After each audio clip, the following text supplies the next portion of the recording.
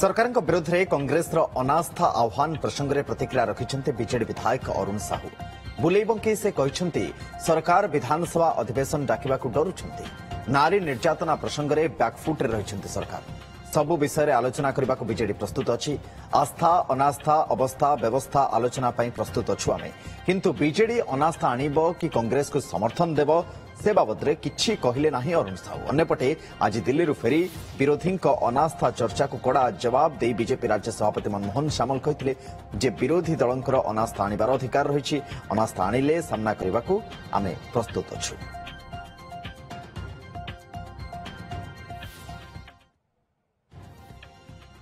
Bharatiya Janata party जो challenge दौसन जे अनास्था प्रस्ताव आणंतु तापर आमे देखिबु मु तांको कहियाकु चाहे जे सेमाने को विधानसभा डाकंतु विधानसभा रे देखा देखी हवा केते पर्यंत डकी नांदी विधानसभा वर्तमान विधानसभा डके दवा कथा ये अगस्त 1 रु चलिया कथा किंतु सेमाने कोडे सेप्टेम्बर फर्स्ट की सेकंड वीक डाकी बोली चिंता करूछंती सरकार विरुद्ध रे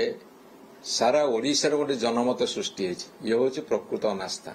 आस्था अनास्था अवस्था व्यवस्था ये सबू विरुद्ध में पुंखानुपुंख भाव में आलोचना करने को विजु जनता दल तैयार हो अनास्था आने अधिकार अच्छे विरोध दल